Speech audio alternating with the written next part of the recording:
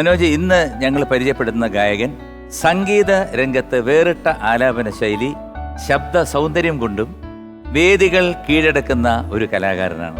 നിരവധി ഗായകർക്ക് വേണ്ടി ട്രാക്ക് പാടിയിട്ടുണ്ട് അദ്ദേഹം. ഒരു മ്യൂസിക് ഡയറക്ടർ കൂടിയാണ്. അദ്ദേഹത്തിന്റെ പേര് ഷാജി എം ധരൻ. അദ്ദേഹം അനന്തപുരിയിൽ നിന്നാണ് വരുന്നത്. ചന്ദനനൗകയിൽ സർപ്പം പാട്ടിലൊഴുകി വന്നു ഞാൻ, പാരിടമാകവേ പനി നീർത്തൂകി. നമസ്കാരം, ഞാൻ ഷാജി എം ധരൻ. ഞാൻ തിരുവനന്തപുരം ജില്ലയിൽ തോന്നയ്ക്കൽ എന്ന ഗ്രാമത്താണ് താമസിക്കുന്നത്. എനിക്ക് 43 വയസ്സായി.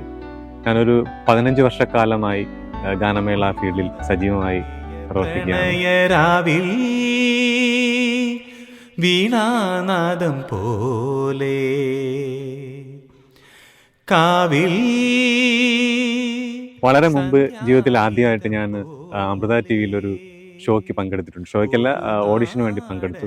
യാദൃശ്ചികമായിട്ടാണെങ്കിലും ഇപ്പോൾ എനിക്ക് വീണ്ടും അമൃത ടിവിയിൽ തന്നെ ഒരു പരിപാടി അവതരിപ്പിക്കാൻ, ഒരു ഷോയിൽ പങ്കെടുക്കാനുള്ള ഭാഗ്യം ഉണ്ടായിരിക്കുകയാണ്. അപ്പം ഞാൻ ഫ്ലോറിലേക്ക് കയറാൻ പോവുകയാണ്. എനിക്ക് ഒരുപാട് കാര്യങ്ങൾ നിങ്ങളോട് പറയാനുണ്ട്. എൻ്റെ പാട്ട് കേൾക്കണം, ആസ്വദിക്കണം, എന്നെ പ്രോത്സാഹിപ്പിക്കണം. Thank you. ഏറെ സ്നേഹത്തോടെ ബഹുമാനത്തോടെ ഞാൻ സ്വാഗതം ചെയ്യുന്നു ഷാജി എം ധരൻ.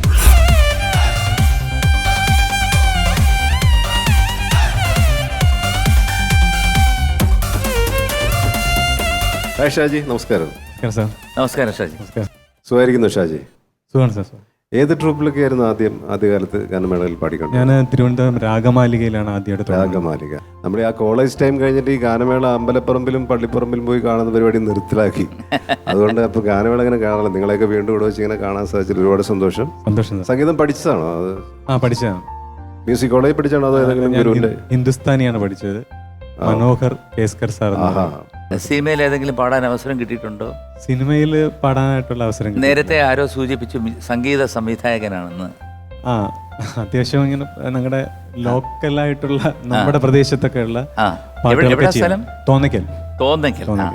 ഈ തോന്നയ്ക്കൽ എന്ന് പെട്ടെന്ന് കേട്ടപ്പോൾ ഇന്നസെന്റ് ഏട്ടനെ ആലോചിച്ചു പോയി. കാരണം വേറൊന്നുമല്ല, ആ വാക്ക് കേൾക്കുമ്പോൾ പെട്ടെന്ന് നമ്മൾ ഓർമ്മ വരുന്ന ഇന്നച്ചനെയാണ്.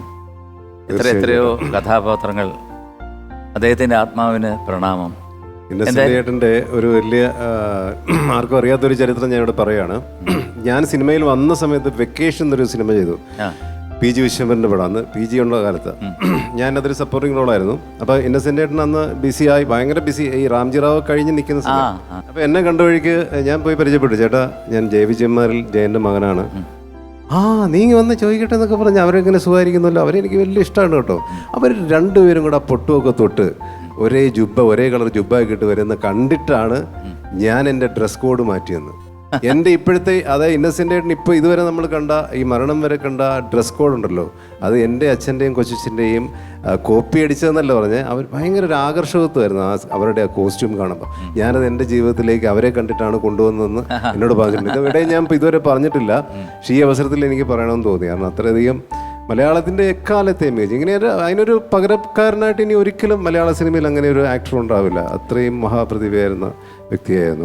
ഒരിക്കലും ഒരു പകരക്കാരനില്ല, ഒരിക്കലും ഇല്ല. അപ്പം എന്തായാലും ഏത് പാട്ടാണ് ആദ്യമായിട്ട്? രവീന്ദ്രൻ മാസ്റ്ററുടെ സുമുഹൂർത്തമായി സ്വസ്തി. എന്റെ പൊന്നേ, ഞെട്ടിക്കും, തകർക്കും, തകർക്കട്ടെ. ആയകനും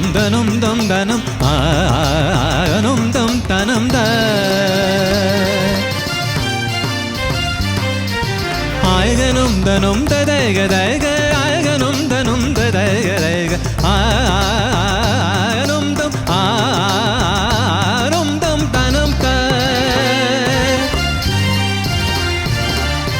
ആയകനും ധനം തം തദൈക, ആയകനും ധനം തം തദൈക, ആരും തം ത.